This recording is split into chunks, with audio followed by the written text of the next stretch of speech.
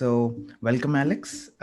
First of all, Thank for you. those of you who are listening, can you give them an introduction? Like, I know a lot of people know you, but a very small percent of people don't know you. So, for No, them, come on. Hi, I'm Alex. I'm a portrait photographer. I'm based in Los Angeles. And the photography I like to do is very sort of on the surreal side. And I really like working with color. So those are my favorite things. yeah. So yes. So for those of you don't know, Alex takes really like outstanding portraits. You should go check out our Instagram channel right now before listening to this entire conversation, so that you have a idea of like what we are going to talk about. So yeah, before like getting into anything else, like let's start like about your journey. Like how did you end up here? How did you end up doing portrait photography? Like, So I actually started in film. I've been doing film mhm. for a really long time, since I was like 8 years old. And then I went on to study film in college. So I actually have a bachelor's degree. Um, and then the guy I was dating at the time, Mhm. he's a photographer, and he said I should give it a shot. And so it happened very accidentally, and I was able to transfer all the knowledge that I have in film about, lighting and color and narrative design. I was able to bring it over into photography. So I tried to have a very cinematic approach when possible. So, you professionally pursued this, like you do know about this field technically. It's not like you have jumped in from somewhere else, right? Right. So I have always dealt with camera and exposure theory and lighting diagrams. It was just translated from moving pictures into still pictures. Yeah. So that so did you face any difficulty like in the transition, or was it like super easy for you to have this move?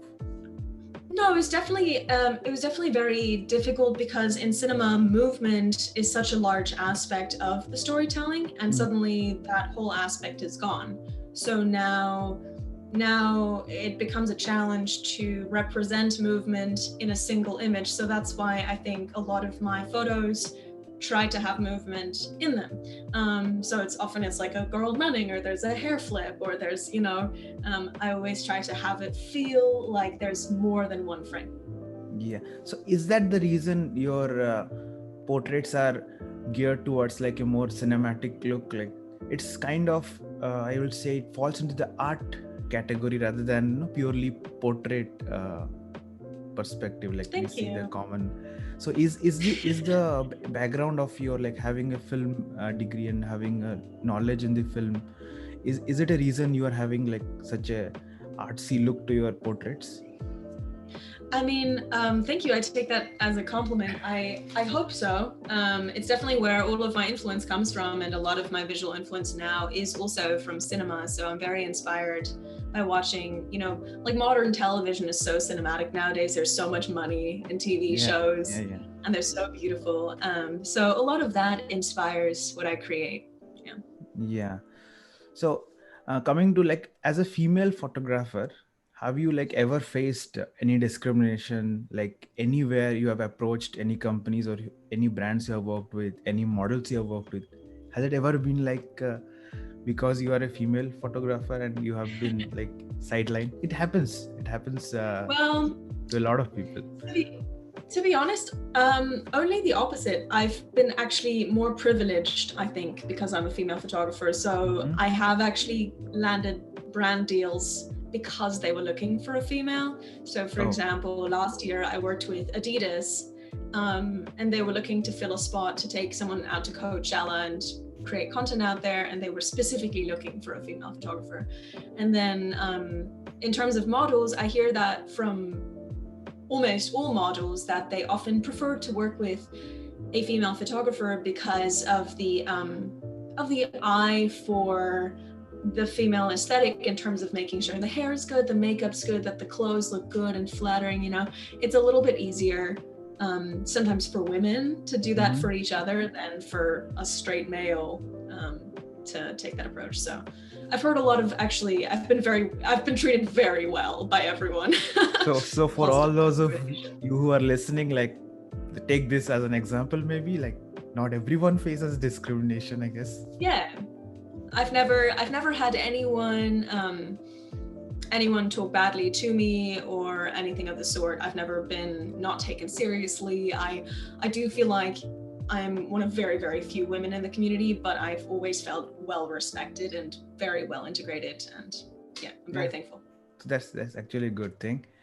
So please, Yeah. like, can you like shed a light on your like daily schedule? I am sure a lot of people would be interested to know like how Alex works behind the scenes. Like we have all seen your Instagram stories, but they are usually of your edits. We want to know Yeah. how you like go through your day. Yeah, that's true. I guess I don't show that much personal life. Yeah. Generally a very private person. But yeah, so I'm very German. So you'll find a lot of my things are very hyper organized. So my days are split into 4 segments. I like to wake up early. I'm definitely a morning person. So on a really good day, I'll wake up before 5, but usually between 5 and 6. And then my first quadrant goes until about 8 a.m. In the mornings, I just relax, do whatever I like. I'll read, I'll work out, or stretch or whatever I'm in the mood for. And then I'll usually like, sometimes I'll eat or something, just have a coffee. And then I work for 4 hours. Then I take a 3-hour break. Sometimes I'll nap. And then I work for another 4 hours. And then in the evenings, so from 7 p.m., the last sort of quadrant, I'll decide whether I want to work some more if I'm like in the mood to edit, or maybe I'll edit with some people on Skype, or I'll just hang out. Yeah, so that's my day. Yeah. Okay. That sounds interesting. You actually so kind of work like a 4 hour in 4 hours, then gap, then again 4 hours. Yeah, pretty much. It kind of, it's very even, and I try to do that because it's really hard for me not to work. Like I'm definitely a workaholic, and I could work 18 hours straight if I, so I have to take breaks. So this is the best way that I can force myself to take breaks every single day. Oh yeah. So yeah, I have actually written a set of questions I had in mind for you. I'll go through them right now. Yeah. So this is something I have noticed across your Instagram. Most of the models you feature, they're all female. Like, is there any particular reason for you having female models, or like male models aren't approaching you or something? Like, what is the reason behind specifically having female models in your Instagram? I mean, there are a couple of reasons. The primary one is aesthetic. I do believe that my photography is very feminine and skews very to feminine energy, whatever that means. So I find it hard. I can photograph a guy and I can make him look like a man, but it's not fun for me. It doesn't make me feel like there's like really something flowing and something magical happening. So I will photograph guys once in a while, and I really enjoy it. I work with I have a lot of friends who are very talented models and actors, and I do like photographing them, but it's not something that truly inspires me. And it's always been like that. I'm not quite sure why. And then the other factor, if I'm being 100% completely honest, is just, I think it's just that I'm very straight, and with women, it's very easy for me to separate the aesthetic from like personal, situations. But I think, to be honest, I think I would be uncomfortable shooting more men.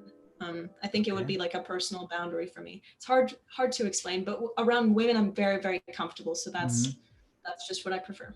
Yeah, no, I've seen you work with male photographers. Like you have done videos and behind the scenes and all that, but I've never seen you work with male models. Like I've been following you for the past 1 year or so, and I have never seen that. I mean, I have a reel of a shoot with I don't think I ever posted the photos, but my friend Boris, he's really talented. I shot with him, but you could tell if you were there for the shoot, you could tell that I would be like a little nervous, because I'm like, I don't really know, like it just doesn't click in my brain just right. There's just something about it. I don't know. I'm sorry. Yeah, no, that's it's completely weird. Fine. So yeah, your Instagram username, it's very unique. Like that's what clicked in the first place for me to follow you. So how did you come up with that? So I definitely didn't think that I would ever have a following. That was not, I wasn't planning that far ahead. Mm-hmm. I just kind of thought I was gonna, originally when I made my Instagram, I thought it was gonna be for 3 months. I was just gonna try photography for 3 months for a Mm-hmm. class project. And I was trying to think of a cool name because my name Alex is very generic. So there was no like Alex underscore photography. Nothing was available. So I was trying to figure out like what made, like if I was to describe myself as a person in like one sentence, it would be my curiosity that is very flexible and flows between different forms of art. And so I was thinking something about liquidity and movement. And then my favorite word ever is verve, because my favorite letter is V. I have synesthesia, so V is just very pretty. And I love the word verve. It's a synonym for passion and rigor and enthusiasm. Mm-hmm. And I felt like liquid passion was like a very, that's who I am. Like I give my all to whatever I do, no matter what it is. And that will your change photos are sometimes, also. but I'm very invested. Yeah. So. Yeah, no, I think like that username itself is so unique. It would attract a lot of people. It definitely attracted me. I was searching for a particular keyword based on liquid or something, and then your name popped up out of nowhere. That's And I so thought, funny.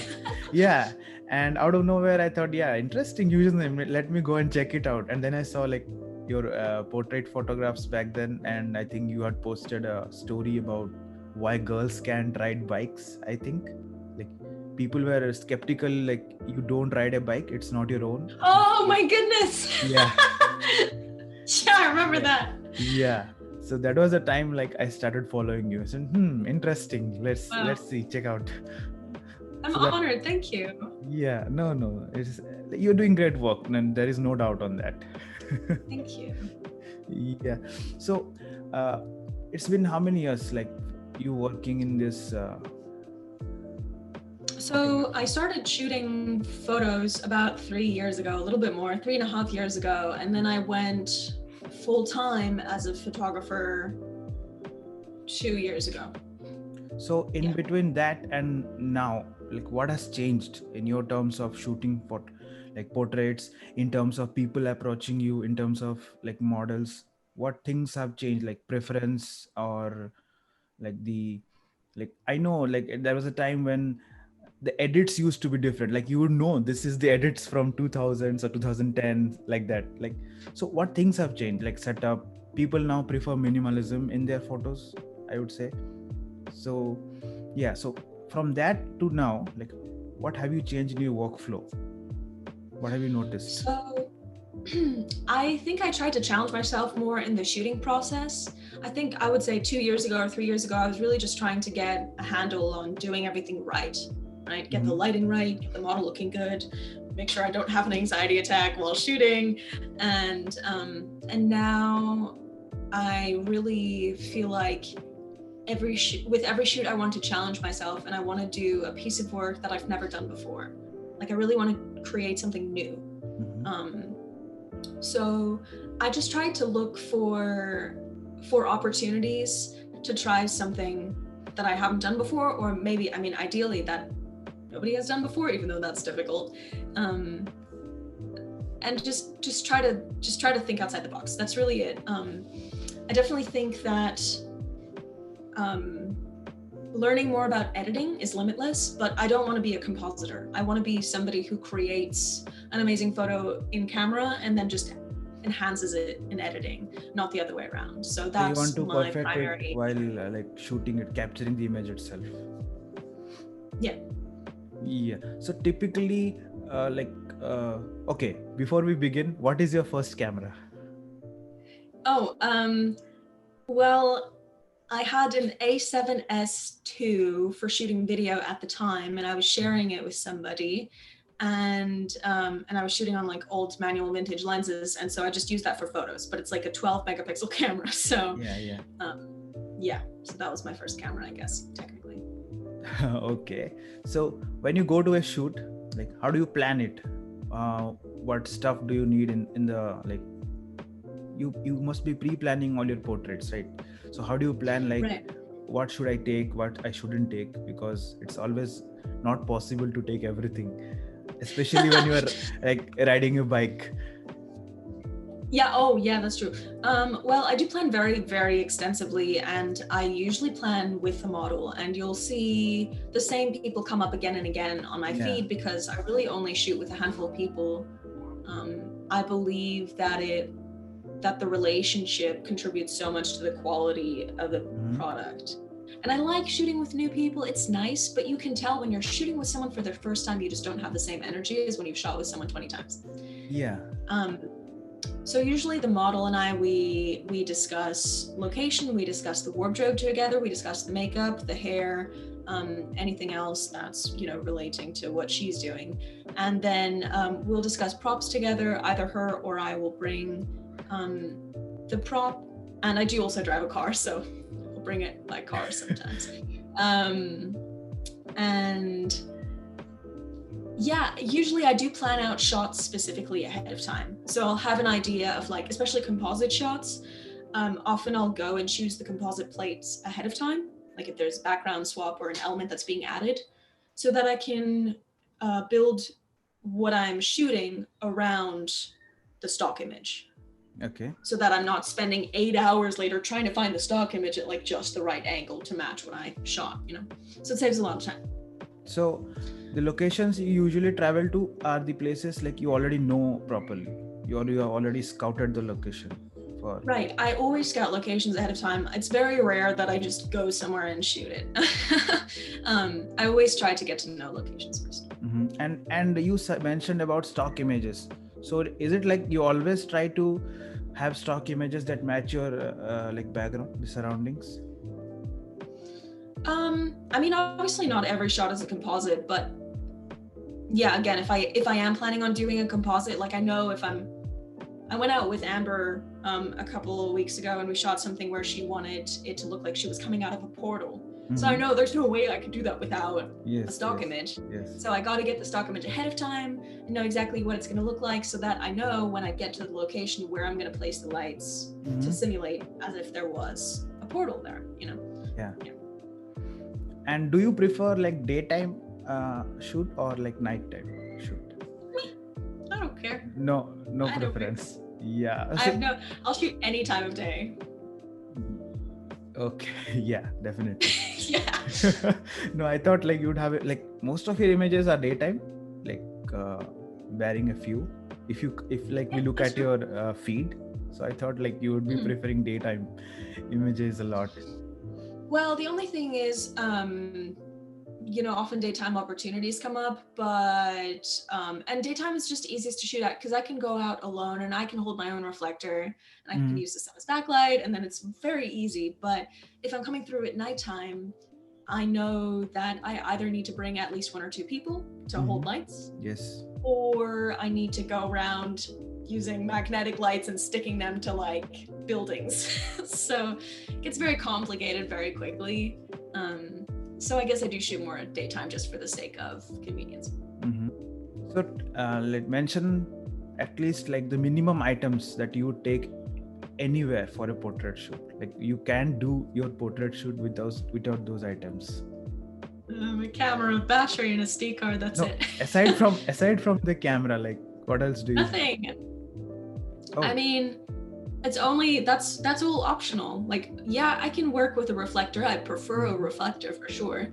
And at night, I would definitely prefer to work with some LED tubes. Yes. But I can also go out into the city at night and find ambient lighting that is still flattering on the model. It's just more work. Yeah. So yeah, for my listeners, this is like a clear-cut example. You don't need expensive equipment to. No, you don't need anything. Yeah. No, people usually think like this lighting looks so good. They must be using something on the side. There must be like a bunch of people like working on different things. Usually we see that with like more professionally. I would say not professionally. I would say like more high-reaching photographers.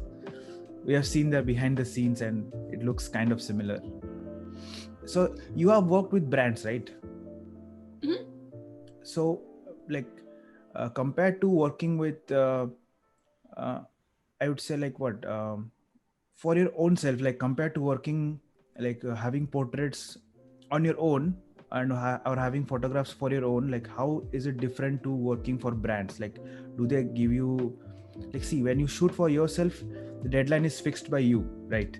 But when you work with Right. brands, they have their own deadlines. So like, how is it different? How do you manage when you work with brands? Like, I mean, maybe I've been lucky, but the only thing that's really restrictive is the deadline. And, usually they're very reasonable, but brands have gotten really, really good about understanding that the artist will be the most useful to them if they just let the artist do the art. So right now I'm working with Amazon Prime. Actually just finished up with them like 3 days ago, and I was shooting TikTok content for them, so photos and videos. And then it was going onto their channel and onto my channel. So they kind of had to quality control some of the corners of it, like making sure that their product was properly integrated, which in this case are their shows like Carnival Row and The Boys. They just wanted to make sure that it's like, that it feels organic. So they brought their marketing expertise to the table, but other than that, my art wasn't influenced. I got to edit my photos exactly how I wanted to. okay. And the only thing restricting me was the deadline. So like, how much say they had in your final, like? So all they told me to do, like the only changes that they had me make were adding or subtracting reference scenes or images. So for example, for the TikTok videos, I was showing behind the scenes, then I showed like some scenes from the shows that the photos were based on, and then I showed the final photos. That was kind of the format. So they were just influencing like what scenes I was showing from their shows. So really nothing of my creative work, if that makes sense. Okay. I don't know if I explained that right. No, that's a good actually. Like we knew like brands had, if you worked with brands, they would like, no, you have to do this, no, you have to do that, you have to cut corners here. No. It's no more the case. Nah, they've been great. Yeah. And that's how it's been in the past too. With any brand projects that I've done, they've always just, my photos have never been touched. They never say anything about how I should shoot or edit my photos. Yeah, that's definitely great. So any advice for people like who want to work with brands? Like how do you approach brands, or do brands approach you? Yeah, I mean, brands approach me. There are a couple of very obvious ones, like make sure your email is somewhere visible, make sure the email button is working, make sure you have a website with the contact button, apart from that, like, joining any forums or like making yourself visible at certain places. Have you done something like this, and you didn't No, I mean, this is a very awful response, but I will say my brand deals have all come through brands finding some viral content. So my most recent project that I was just mentioning, they found me on TikTok, and it's like, when TikTok came out, or not came out, it's been around for a while, but when it started blowing up about a year ago, a lot of my fellow community members, they were kind of like, TikTok, that's for kids. Like, I'm not touching that. That's ridiculous. They just do dances on there. And I'm like, it's not really going to cost you that much effort to just give it a try. Yes. And I'm glad I did, because it's been a pleasure. It's been really fun. It's been a great format, and I get to create my art and new people get to appreciate it. And a brand found me through one of my TikTok videos. So, yeah, I don't know. I don't know what to make of that. I would just say it's important to don't shy away from new formats, and new formats are a great way to stand out. Yeah, unfortunately, TikTok is banned in our country. Oh, that's awful. I'm so sorry. No. Well, what about Reels? Because that's the same thing. Yeah, Instagram is there. Yeah. The only thing that is banned is TikTok. Okay, so Instagram Reels are exactly the same thing. When Instagram Reels came out, everybody was like, oh, I'm not doing this, like IGTV, now Reels are next. I'm like, come on, just do the Reels, please, just do the Reels. And but like Instagram keeps changing the tabs and all that section. It's so annoying. That's true. Now they have brought a shop icon, I guess, for like, it's not visible to us in India. I think it's visible to US users, the shop icon. Yeah, I don't know why it's there. Nobody wants to shop on Instagram. It's not there for us, so yeah, we are saved. That's good. Yeah, so coming to like social media, like we know like Instagram, Facebook, Twitter, they're all like I would say oversaturated right now. Mm, So right. like, what do you say, like up and coming photographers, should they like move to niche platforms like Behance and 500px, or like should they stick to Instagram? Like, is investing like time heavily in Instagram worth it, like the kind of time you invest in Instagram? Because you were already present from the early stages, I would say, Right. but right now it's like everyone is on Instagram. Well, let me put it this way. It's just as hard for me to grow 1,000 followers as it is for someone with 1,000 followers to grow 1,000 Yeah. followers. Right now, it's hard for everyone to grow on Instagram. So just because I already have a following doesn't mean that I have a leg up. What I'm saying is a new creator has the exact same potential Yes. as, you know, someone who's been on the platform for a while. I don't know anything about new platforms. I know that I took a chance on TikTok a year ago and it was already blowing up, and I now am doing fine on TikTok. So that wasn't a big risk. Even more niche than that, I don't know. But I will say it is still very, very, very possible to grow on Instagram. The most important thing is to do something new. And that's easier said than done, right? But Yeah. if you're just creating the same content that thousands of other people are creating, then why would someone follow you, right? So you want to build something, you want to make something that is unique to who you are and what you have to express, what stories you have to tell. And if you can do that, then you'll grow, even if it's, you know, in 2020. Yeah, we'll see to that. So what is your like average time spent on social media apart from your work? I mean, I can pull up my screen time. I try to keep my general screen time under 4 hours a day, which sounds like a lot, but that includes work. No, I mean, like, do you plan your Instagram content beforehand, like schedule posts like people usually do? Do you do all that? Yeah, I schedule my Instagram content on Lightroom. Actually, I just toss it into a gallery and then I put it into a grid, and I'm ahead by like 20 posts, I think. Oh, so you are using Lightroom to directly post to Instagram? No. It's just to organize and see how the feed looks, because I like to organize my feed by colors. Oh, no. I was asking, like, do you use scheduling apps like Later and all to schedule posts on Instagram? I use Later. Yeah, I've used Later for a couple of years. I love Later.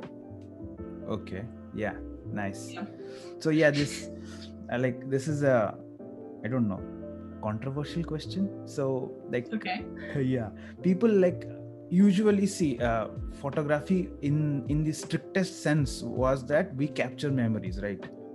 So that we can cherish them later. That was the like original aspect of developing the photography technique. But over the years things have changed. So like what you do, it falls into the art category. So thank you. Yeah, it's good, but it like for people who think like for in the strictest sense of photography, it is also not good. Why? Because like you are changing appearance, you are modifying bits and pieces of your photography. So like, how would you like defend yourself, or I would like or in a more better way, like how would you like reflect upon this? Like you are trying to I would say what sometimes you are like trying to touch up the appearance of the model, and in today's day and age where people are like, we want to see the real thing. So how much does your work like reflect on that? So like how do you defend your work? Like, no, it is good that I am doing this because it puts it in a certain manner. I think you understanding what I'm trying to say. Yeah, I understand. Yeah. So I mean, I will say I try to keep retouching to a minimum, and I know that it's still too much for some people, and then that's their taste. But I'll say I would never spend more than like 10 minutes retouching a model's face nowadays. But then a lot of the other techniques like the coloring and what's on top of that sometimes makes people look unnatural. Ultimately though, it's very evident that my work is not meant to capture anything the way it really looks in real life, whether that's Yeah, a yeah, person or yeah, an yeah, environment. yeah. But my objective is much more to be like a visual representation of a daydream. I wanted to look just slightly weirder than reality. I wanted to be like a sidestep into just a slightly different universe and just kind of get people out of their heads a little bit and into a different mental space.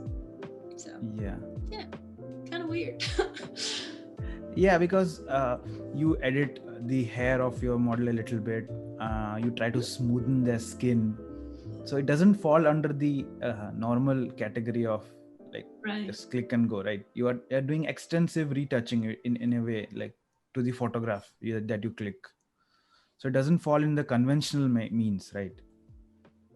So have Yeah, people told you about this, like have you got any criticism regarding this on your social media? sure, sometimes it's very rare though, if I'm being completely honest, because I do try to, ultimately I do think that people still look like themselves. Mm-hmm. You know, even if the skin is a little bit smoother, but like I never liquefy someone's face or someone's body, and I never try to get someone to like get closer to a certain beauty standard that they don't look like. Mm-hmm. I'll liquefy hair because hair often has to do with movement for me, and I'll liquefy environmental things. So ultimately, yeah, sometimes naturalistic photographers, they don't like my style, but then I'm also like, why are you here? Go somewhere else. There's plenty of people who create photography that's just meant to capture reality. That's not what photography is to me, so that's not what I create. Yeah, so successfully defended yourself, I think. Yeah, it doesn't really bother me when people say that. I'm just like, hey, you're in the wrong place. Have a nice day. So recently, I think there was a Venom photo shoot with one of your models. Yeah. So how do you decide on the nature of the like photo that you want to take? How do you decide on the theme, in the sense I'm trying to say, I guess? Oh, well, in this case, I mean, the girl I was working with, her name's Caitlin, and she does a lot of cosplay, and that's what we've been shooting together for over 2 years now. So she'll tell me, oh, I've got a Venom suit. And I'm like, aha, Venom clings to walls and stuff. So then I'll plan a shoot around, you know, based on like what she brings me. But sometimes it's the model telling me like, hey, I have this crazy outfit or this crazy location, and then we'll build something around it. Or, you know, sometimes I'll see a movie and I'll see a scene where 2 characters are not talking to each other, but they're just on their phones, and I'll be like, oh, we can make that into a photo. We'll do 2 lovers, they're in bed together, but they're both on their phones. And so it's all instantaneous. It's not like you have thought of it from a long time and you have come up with it. Oh, I mean, sometimes I'll think about photo ideas for months before I shoot them. Yeah, it really depends. Okay, nice. So yeah. Tell us about some of your like best projects that you have ever done, or like some of the dream projects that you haven't accomplished yet. You mean in terms of like concepts, or in terms of my favorite shoots, or? You can tell your favorite shoots, and you can also like mention about your concepts that you haven't done yet, like a little sneak peek. Well, I think one of my favorite recent shoots was, I have a couple. I mean, the one that I mentioned a couple of minutes ago with Amber and a portal, that one was a really, really fun shoot.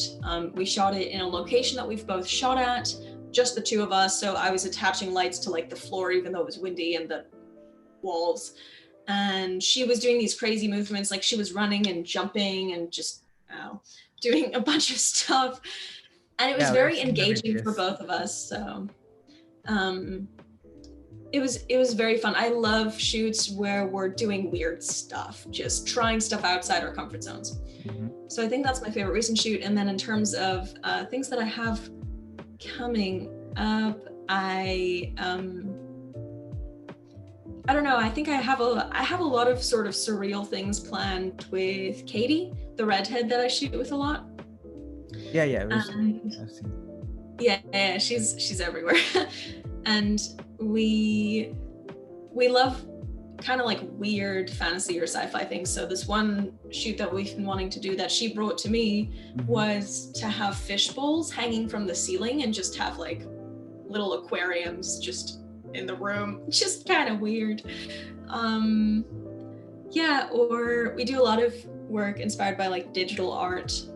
So we saw this really cool painting of a girl who's like missing a puzzle piece, like right where her heart is. So we were like, oh, that'd be really cool as a photo. So I think we're gonna do a studio shoot soon and see if we can create like a glowing little puzzle piece on her. Yeah, I definitely always love shooting movement. Something that I've always wanted to shoot with Katie is her as a Starbucks barista, and she like trips and spills a cup of coffee and it's like coming towards the camera. Very random. Yeah. But these are the things that keep me up at night. Yeah, like it's good. You do the like not job, you do the work you love. So it's definitely great. There is nothing better than that. Even though like you may get paid less, but it still gives you a sense of satisfaction. That is most important. So yeah, coming to this, let's talk about your course. Like you have a very extensive photography tutorial course, right? So how did this idea come into mind? Like you would have a course rather than having YouTube videos, because everyone who learns just puts up YouTube videos, right? So why not that, and why an extensive course? How did you become a teacher? So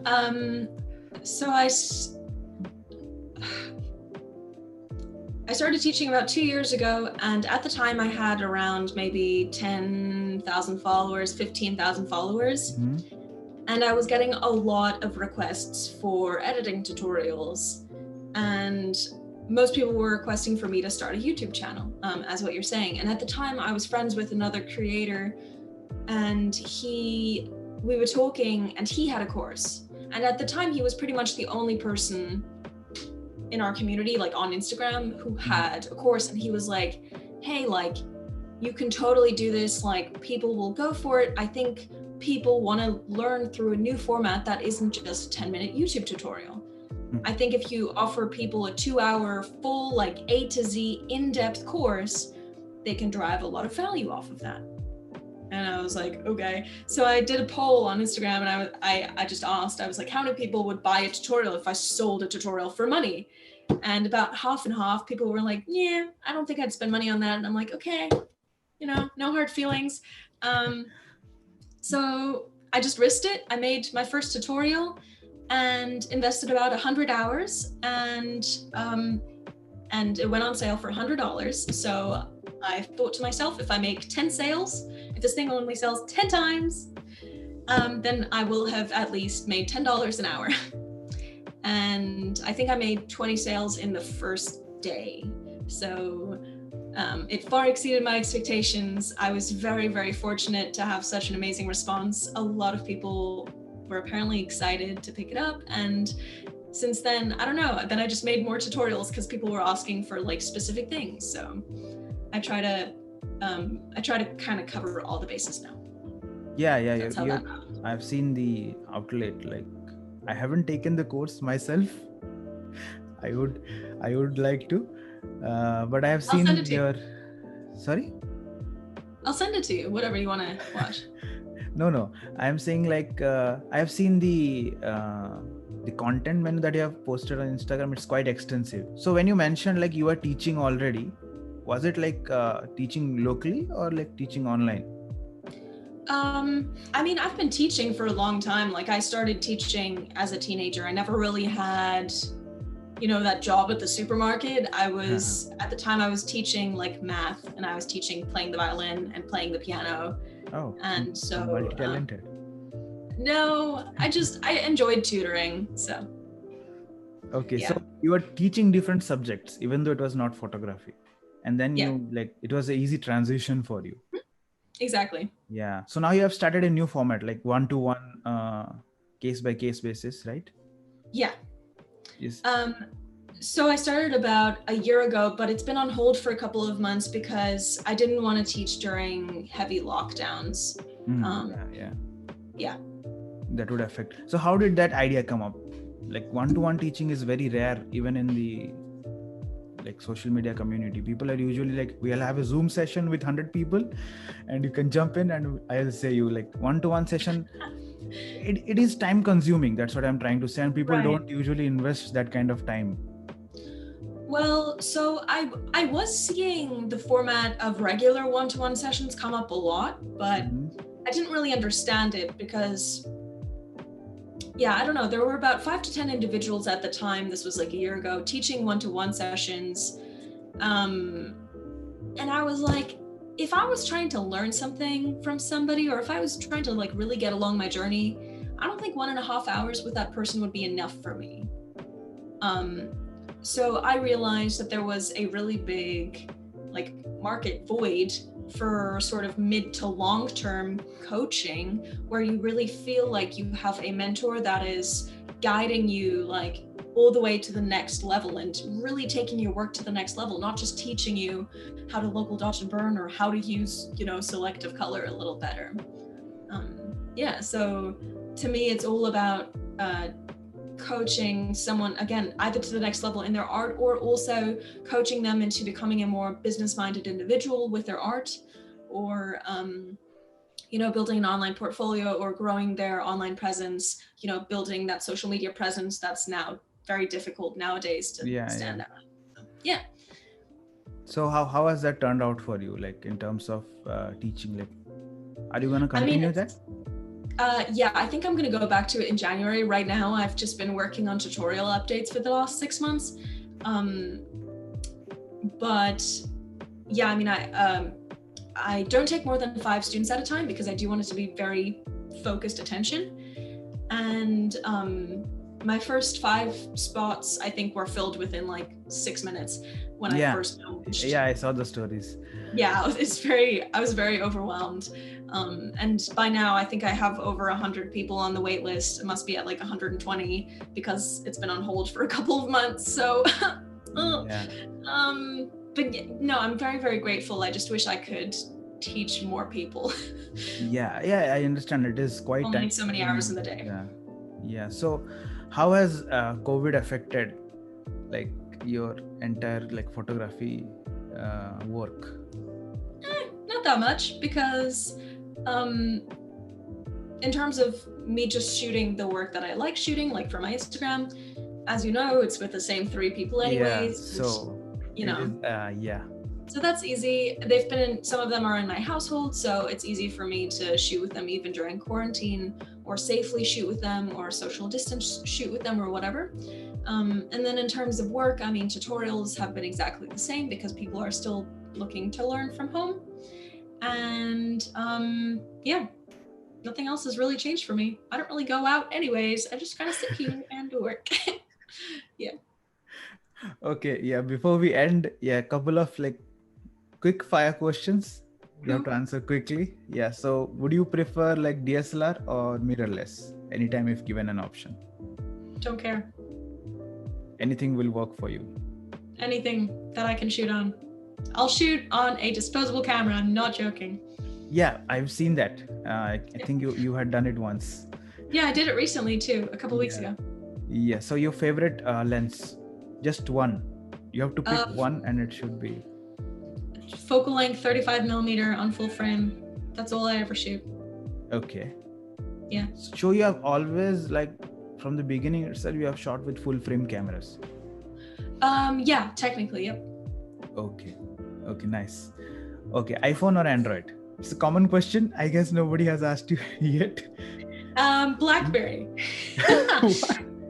I'm not joking, actually. I was a BlackBerry user up until very recently, but now I have an iPhone. Yeah, so. now you have an iPhone.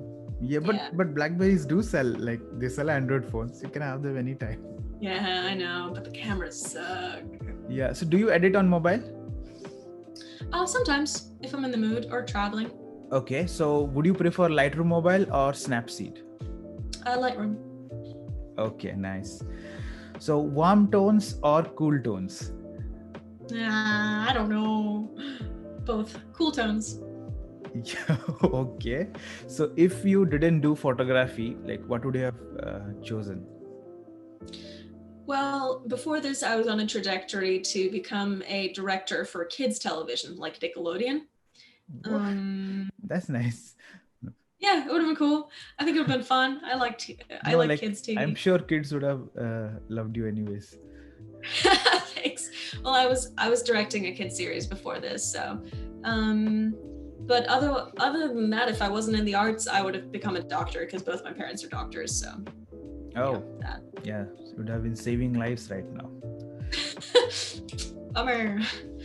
Yeah. So, like, do you have any future plans for a short video, short movie, or your own like short feature film, something like that, or you just want to stay in the photography, like stills zone? I did film for so long. Like I shot my first feature when I was 13 years old, my second one when I was 16. And then when I went to film school, I shot a series and we built a YouTube channel to like 300,000 subscribers. And then it got syndicated to Amazon Prime and I think Roku, I don't even know. So I've seen enough of that. I'll just stick with stills now. Yeah. So yeah, thank you so much for like coming to this podcast and being a guest. No, thank you. Yeah. I'm honored. Yeah, no, I'm honored that you even accepted. Yeah. Fun fact, actually, I have been prior to emailing you, I didn't know like about your email and all. I went to the website very recently, but prior to that, I have been DMing you on Instagram since like a long time. Oh no, I'm so sorry. No, I completely understand the fact that a lot of people would be DMing you and it is easy to like miss it. So then I thought, no, I should drop an email. And fortunately, it's literally my whole bio says like, do not DM me, please send me an email. Yeah, I know, but see, then like Instagram now compresses the bio, right? So if you don't hit more, it doesn't go beyond a certain characters. Yeah, so I never did. Sorry. It's completely fine. Yeah, it happens to the best of us. Yeah, thank you so much for being a guest. Thank you. Yeah, I wish you all the best for your future endeavors, and yeah, hope you get well soon. Like, hope you get rid of Thank you so much. Yeah, and you drive bikes again. Thank you so much. I appreciate it, and I'm honored. Yeah, thank you for having me. Yeah. If you like this podcast, do not forget to give a follow. And for those of you listening on Apple Podcasts, please do leave a review. Before leaving, here is a special discount for all of my Wouldn't You Know It listeners on Alex's own photography course that we talked about in this podcast. You can hit the show notes, or if you're watching this on YouTube, then you can see the description. All of the viewers of Wouldn't You Know It podcast would have a 25% discount when they use the code YKI Podcast. That's WYKIPODCAST, YKI Podcast. All of my viewers and listeners can get it right now on Alex's course. Any course on Alex's website. That's liquidverb.com.